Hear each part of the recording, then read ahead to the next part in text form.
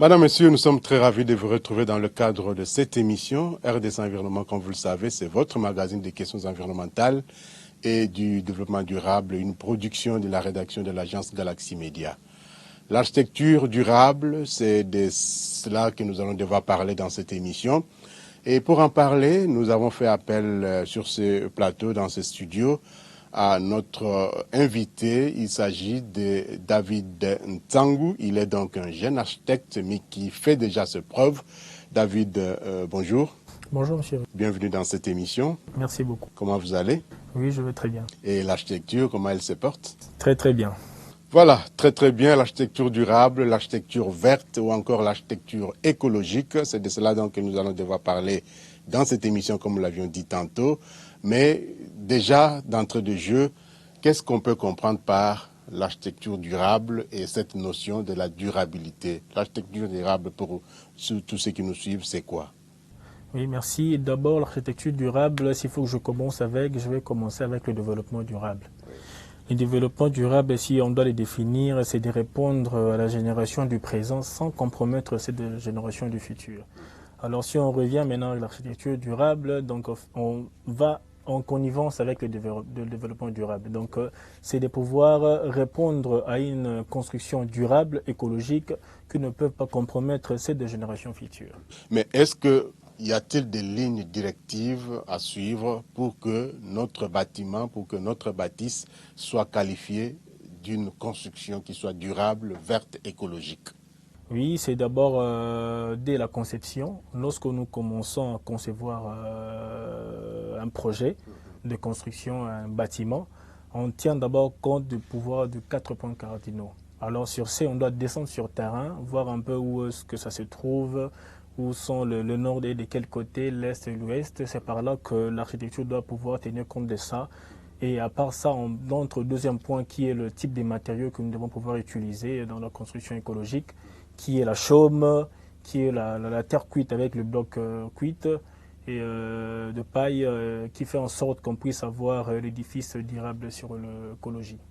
Alors, par rapport à cette architecture durable, nous avons vu dernièrement qu'il y a des immeubles qui ont été scellés pour manque d'études d'impact environnemental et social. Est-ce que cela aussi rentre dans le cadre d'une architecture durable, d'une architecture verte, une étude d'impact environnemental et social? Absolument, oui, ça doit pouvoir tenir compte de ça aussi.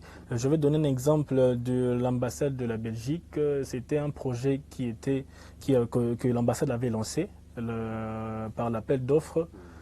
Il y avait beaucoup de projets que les architectes avaient eu à soumissionner sur ce point-là.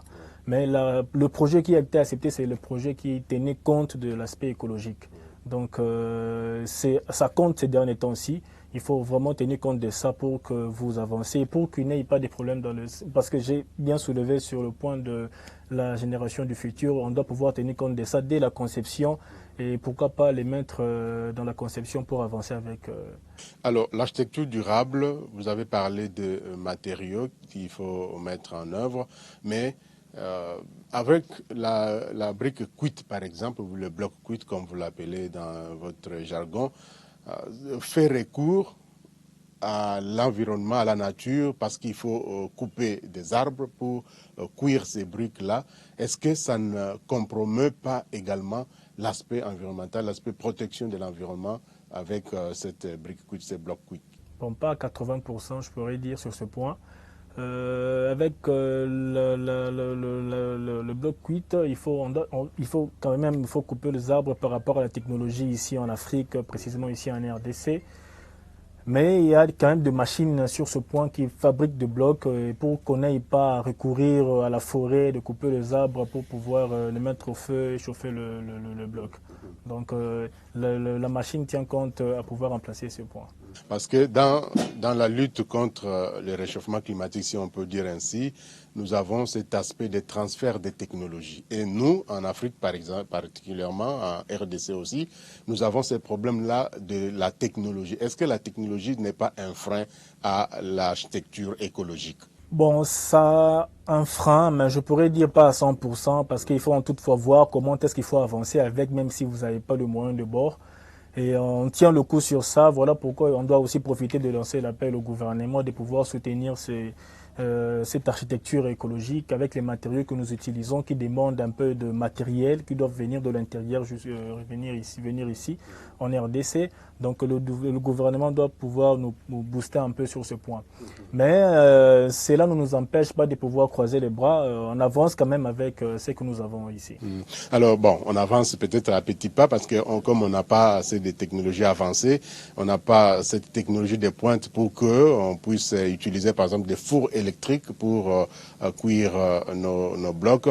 Mais est-ce que en termes de durabilité, en termes d'écologie pour un bâtiment, pour un immeuble, est-ce qu'il s'agit seulement du matériel ou des matériaux qu'il faut utiliser pour qu'on puisse parler réellement d'une construction écologique? Pour parler d'une construction écologique, on doit aussi tenir compte du fonctionnement du bâtiment, pas simplement le matériau ou le matériel. Il faut aussi voir un peu, comme j'avais soulevé au premier point, et le fonction de l'air et du soleil, où est-ce que ça entre, où est-ce que ça sort, est-ce qu'on bénéficie de ça pour qu'on n'ait pas de moisissures dans le bâtiment, comment il faut gérer avec l'électricité, comment est-ce que vous l'utilisez la journée, comment voir un peu, donc c'est inclus dans la construction écologique, comment il faut vivre avec comme le bouteille en plastique, parce que nous l'utilisons, nous consommons de l'eau avec des bouteilles en plastique, comment est-ce que vous l'utilisez après avoir pris de l'eau par exemple, donc la construction entre et englobe le tout dans la vie courante. Alors, pour parler d'une écologie des bâtiments, d'une architecture écologique, est-ce que l'aspect énergie, la consommation d'énergie, que ce soit faible ou en grande quantité, intervient-elle dans l'écologie du bâtiment? Oui, ça intervient. Oui. Ça intervient l'aspect énergie. Voilà pourquoi nous sollicitons beaucoup plus l'éolienne. L'éolienne, même si c'est un peu coûteux par rapport par rapport aux installations, il faut chercher là où il y a de l'eau et là où il y a de l'air pour que ça puisse tourner l'hélice. Alors, sur ce point-là, par rapport aux particuliers, là, c'est un projet beaucoup plus du gouvernement pour faire sortir quelque chose. Mais du côté individu, du côté de la population, il faut beaucoup plus utiliser celui de panneaux, des panneaux solaires. Vous faites sortir un peu quelque chose, mais vous l'utilisez pendant si longtemps, sans pourtant que vous ayez des dérangements. C'est l'économie d'énergie. C'est l'économie de l'énergie, oui. Alors, en économisant l'énergie ou en privilégiant cette économie d'énergie, mais on parle également du recyclage des déchets, par exemple, pour produire de l'énergie. Est-ce que c'est une voie pour que cette écologie verte ou cette bâtisse verte puisse respirer ou puisse fonctionner comme vous l'aviez dit tantôt? Absolument, oui. Il faut qu'il y ait beaucoup de structures sur ce point qui peuvent pouvoir soulever le point du recyclage comme des déchets. Comme étant le plastique, on peut pouvoir construire avec le déchet, comme au Japon plutôt, ils ont eu à construire un bâtiment de 3 étages avec le bouteille recyclée en plastique et qui tiennent debout. Donc ici aussi, il faut qu'il y ait concurrence avec les structures. Par rapport à ça, ça va nous booster, nous, la population. Et surtout s'ils le mettent que peut-être une pièce coûte 100 francs ou 50 francs, nous allons voir que les jeunes vont pouvoir ramasser tous les déchets en cours de route. On ne verra plus de bouteilles en plastique qui va pouvoir commencer à boucher nos caniveaux, tout ça. On a vu ici en RDC, quelque part à Kinshasa, dans les fins fonds, qu'il y a une maison qu'on a construite avec des bouteilles plastiques, mais il y a également mélange d'autres matériaux comme le ciment, bien sûr, comme les planches. Donc, c'est un peu d'un mélange qu'il s'agit et non de seules bouteilles en plastique. Oui, le mélange, oui, le ciment intervient, mais ce n'est pas à 100%. Déjà, si on a 60% de bouteilles recyclées, déjà, ça tient le coup par rapport à la construction. Et les ciments interviennent, le sable intervient aussi. Le bois aussi fait partie de matériaux écologiques parce que le bois est plus dur, 7 fois plus dur que le béton, donc on peut pouvoir construire avec. Et si, ici, je peux vous donner un exemple, vous regardez nos anciennes maisons là, que nos grands-pères ont construit. Quand vous entrez dans la porte, vous regardez au-dessus le linteau, la poutre, là, c'est beaucoup plus de planches ou de madriers. Peut-être qu'ils vont dire ça fait déjà 50 ans, ça date de 50 ans. Donc ça tient le coup et ça ne tombe pas. Alors je pourrais dire que le bois est 7 fois plus dur que le béton, ça peut tenir. On peut construire avec le bois de la fondation jusqu'à la toiture, ça pourtant qu'il y ait des problèmes. Alors, quelles sont les règles, quels sont les principes qu'il faut tenir pour pouvoir parler réellement d'une bâtisse écologique, d'une architecture écologique? Est-ce qu'il y a des règles? Est-ce qu'il y a des principes qu'il faut suivre? On doit pouvoir faire comprendre à nos clients, en commençant par nous les architectes, leur expliquer d'abord vous voulez qu'on construise pour vous, alors regardez tel type de construction que nous allons pouvoir vous offrir. Alors sur ces dés, d'abord la conception, l'architecte commence lui-même à voir par rapport à sa conception, où est-ce que je vais mettre mes ouvertures, comment est-ce que je vais bénéficier de l'air, comment est-ce que je vais bénéficier du soleil, et l'air DG par rapport aux verdures, parce qu'on a beaucoup plus ces derniers temps à mettre des pavés partout, hein, on met le pavé, du béton partout. Et on ne tient même pas compte de pouvoir planter des arbres dans un coin pour de plantes pour qu'on ait quand même de l'oxygène dans la parcelle parce qu'on a l'habitude de couper par-ci par-là. Alors c'est d'abord la conception. Dès la conception, le premier point, c'est les 4 points cardinaux. Comment est-ce qu'on va bénéficier de l'air et du soleil. Et le deuxième point, c'est la verdure, l'espace de l'aménagement. Tant bien même que nous sommes en train ces derniers temps de construire avec des bâtiments de peut-être 4 mètres sur 15. On doit pouvoir aussi introduire la verdure dans la maison, au salon, au séjour. On peut mettre un coin jardin. Ça existe, ça peut à l'intérieur de la maison, très bien là même. Mais est-ce qu'il y a des types de fleurs, par exemple, d'arbres, peut-être qu'il faut planter, parce que certaines fleurs, selon les spécialistes, certaines fleurs sont aussi nuisibles à la santé.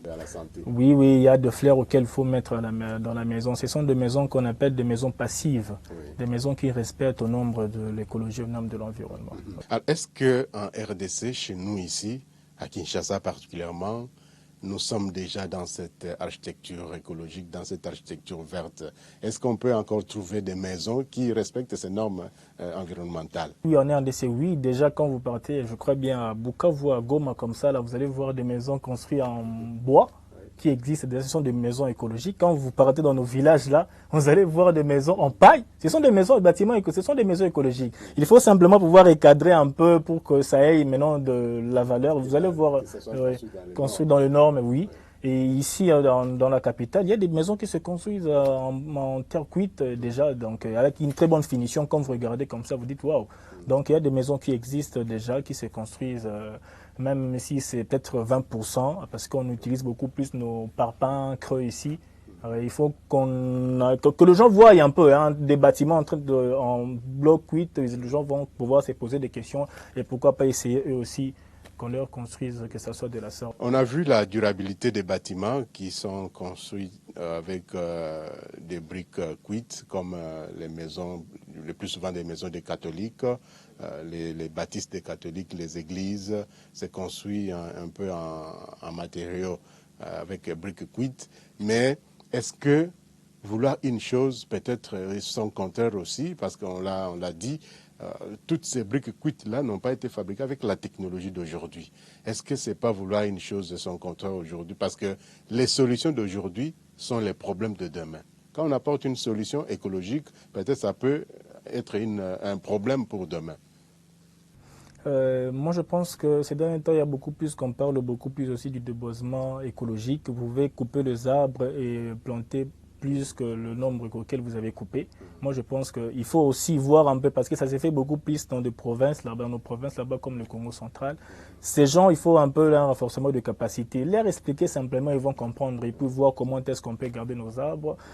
Donc, vous coupez 10, vous pouvez planter 100 arbres et c'est comme ça que nous allons avancer. Il faut encore avoir aussi de l'espace pour planter ces arbres. Bien sûr, il y en a toujours.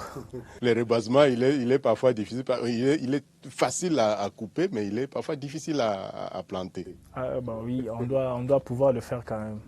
Est-ce qu'au niveau de l'ordre des architectes qui existe, bien sûr, est-ce qu'on pense déjà à cette écologie, à cette architecture écologique pour aller de l'avant avec cette notion-là? Oui, on a même publié déjà sur ce point-là avec le président des architectes sur le point de l'écologie. Ils nous disent toujours de pouvoir construire dans les normes, de pouvoir profiter de l'air parce qu'on a tendance à négliger cela.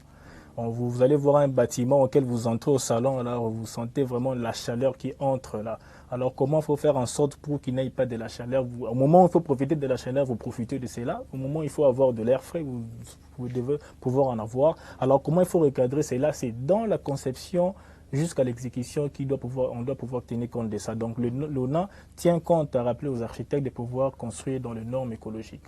Est-ce que construire dans les normes écologiques fait allusion à la miniaturisation, à une petite maison ou encore à une maison sur mesure? C'est par rapport aux moyens du client. Le client, peut-être, il a un petit rien à lui. Il veut pouvoir avoir un bâtiment. Alors, il faut maintenant concevoir ou faire un plan en tenant compte de ces moyens. Parce qu'il y a des clients qui disent déjà que non, bon, je t'appelle, tu te mets là-bas. Moi, j'ai par exemple 20 000 et j'ai besoin d'un bâtiment peut-être de R+1. Comment est-ce qu'on peut faire? Alors, par rapport à son coût, et il faut de ton côté, toi aussi l'architecte, voir comment est-ce que tu peux répondre à ces besoins pour qu'il n'aille pas, ou pour qu'il ne s'arrête pas un jour. Donc vous terminez jusqu'à la fin et vous remettez sa clé et il sera content. Donc l'architecture ne tient pas compte de ça, ça tient beaucoup plus, l'architecture écologique tient beaucoup plus compte de matériaux qu'on utilise. Alors matériaux qu'on disait bien sûr, mais si on veut une maison sur mesure avec moins de moyens, bien sûr, on peut se dire, bon, j'ai besoin uniquement d'une maison sans tenir compte de tous les aspects environnementaux dont on parle. Oui, je peux faire intégrer l'écologie si les clients ne me le disent pas. Je peux pouvoir lui expliquer ce bienfait aussi pour qu'on n'ait pas de moisissures. Beaucoup plus dans des bâtiments, il y a beaucoup plus d'humidité. La présence d'humidité, ça se présente partout. Les clients, les gens se posent des questions, mais ça vient d'où? Or, ça provient de la terre, ça monte jusqu'à peut-être 1 mètre ou 1,50 m comme ça. Là. Alors, comment éviter pour que l'eau du sous-sol atteigne de 1 mètre et que ça se voie dans votre maison? Là, vous mettez la peinture, il y a de l'humidité, vous recommencez, toujours pareil. Alors, comment pour faire en sorte pour éviter cela? On doit pouvoir tenir compte de ça. Donc, on doit pouvoir réfléchir et réfléchir, réfléchir et réfléchir. L'architecture, ce n'est pas simplement de belles façades que des clients demandent, je veux voir une façade un peu compliquée. Oui, tu peux le faire intégrer dans ton plan, dans ta volume, mais tu dois tenir compte aussi, toi, le maître de l'œuvre qui est l'architecte, l'écologie dans la conception. Et c'est ça qui va en faire en sorte que des années, les gens vivent sans pourtant qu'il y ait de problèmes. Mais aujourd'hui, certains parlent d'une écologie qui soit devenue comme un peu de la magie, comme un peu de l'extravagance, parce que des fois on ne voit pas les concrets, mais on nous dit, bon, une architecture écologique qui respecte l'environnement, mais on ne sent pas réellement c'est quoi ce respect de l'environnement, en quoi consiste ce respect de l'environnement, en quoi consiste cette écologie verte ou cette architecture verte. Mais il y a certains aspects qui définissent réellement cette écologie. Par exemple de la verdure qu'il faut mettre au sein de la maison, de la parcelle, par exemple de l'orientation des fenêtres pour l'air ou pour la lumière. Est-ce que ces éléments comptent pour que nous puissions réellement parler d'une architecture verte écologique durable? Les éléments doivent compter dans l'architecture écologique ou durable parce que si nous partons de côté, là, c'est de l'architecture qui n'est pas dans les normes. C'est l'architecture qui n'est pas durable. Je dois pouvoir dire sur ce point, on doit pouvoir tenir compte de ça. Et les clients doivent même rappeler à leur maître d'œuvre sur ce point. Je veux que quand je veux entrer, que je n'aille pas des problèmes sur ça, sur ça, sur ça, sur ça. Et c'est par là que le maître d'œuvre va pouvoir se référer et pouvoir construire l'architecture durable écologique. Alors, pour que nous puissions avoir une maison écologique, pour que nous puissions avoir une architecture durable, est-ce qu'on peut quantifier, on peut avoir un nombre, un montant, un chiffre qui peut nous dire pour que vous puissiez avoir votre maison écologique, peu importe la grandeur, peu importe la petitesse, est-ce qu'on peut avoir des chiffres réels sur une construction écologique? Bon, non, pas directement comme ça. On doit passer par la conception, voir un peu, c'est par rapport au fonctionnement aussi de la surface du terrain, du site auquel on doit pouvoir ériger les bâtiments. Et le bâtiment va contenir combien de pièces et ça s'est fait comme ça. Donc c'est par un devis quantifié du bâtiment qui va nous faire sortir le coût global du bâtiment. Aujourd'hui, les Congolais n'ont pas assez de moyens et il s'est dit, bon, j'ai fait appel à un maçon, il vient, il me construit une maison et puis ça se limite là. Il y a toujours des problèmes. Hein. Moi, j'ai un voisin auquel il a appelé le maçon pour que le maçon lui fasse la clôture. Alors, il a vu des choses. Moi, après, je suis venu je commence à construire. Il comprend maintenant que non, moi, je serai un peu au-dessus par rapport à lui. il commence à se dire bah, l'eau va entrer chez moi à la maison. Donc je pense que les maçons doivent être toujours derrière le maître d'œuvre. Donc c'est à l'architecte ou à l'ingénieur de pouvoir faire appel à ces maçons, de pouvoir construire selon le plan ou de l'ingénieur ou de l'architecte. Il ne faut pas directement trouver un maçon parce que lui il va me demander un $100 et alors il va me construire une maison auquel il ne va pas même répondre aux normes, auquel vous n'aurez même pas envie de pouvoir rester dans la maison chaque fois, faire un tour, retourner qu'à 22 heures pour dormir. Alors, l'architecture durable, l'architecture écologique ou encore l'architecture verte, c'est ce dont on a besoin en tout cas aujourd'hui pour lutter efficacement contre les effets du changement climatique. David Ntsangou, c'est ça en fait qu'il faut faire. Qu'est-ce qu'il faut dire à tous ceux qui vous suivent pour que, en tout cas, on puisse abandonner les vieilles pratiques de construire n'importe comment et de migrer vers une architecture qui soit durable? Oui, pour une architecture durable, je pourrais dire aux téléspectateurs, s'ils ont des architectes, ils doivent leur parler sur ça, ils vont pouvoir répondre à leurs besoins. Et s'il faut que vous nous trouvez pour cette architecture, vous pouvez prendre les numéros qui est au bas de l'écran, pouvoir appeler et ils vont nous contacter pour qu'on puisse voir ensemble avec vous comment est-ce qu'on peut pouvoir vous donner un bâtiment qui répond aux normes écologiques et pour que vous n'ayez pas de problème dans les jours à venir, ni à vos enfants, ni à vos petits-enfants qui viendront. Merci. Merci également à vous, madame, messieurs, qui nous avez suivis. Mais il faut savoir qu'aujourd'hui, les questions environnementales se sont inscrites au cœur de débats qui soient politiques, économiques, culturels, avec des enjeux considérables. Et aucun secteur de la vie nationale n'est épargné par les règles, les questions environnementales, parce qu'il faut protéger l'environnement, parce qu'il faut protéger notre nature. C'est la seule maison que nous avons, une maison qui soit habitable par tous et pour tous. Et donc, il faut penser aujourd'hui à protéger l'environnement. Et parmi les éléments qui doivent contribuer à la protection de cet environnement, il y a donc cette architecture durable, cette architecture verte, écologique, qui respecte l'environnement, mais aussi qui tient compte des générations présentes, mais aussi et surtout des générations futures. Merci donc une fois de plus à David. Et merci à vous, madame, monsieur, d'avoir suivi cette émission qui reviendra bien sûr déjà la semaine prochaine. D'ici là, portez-vous bien, bonne suite des programmes sur votre chaîne. Prenez soin de vous, mais surtout, prenez soin de votre environnement. Au revoir et à très bientôt.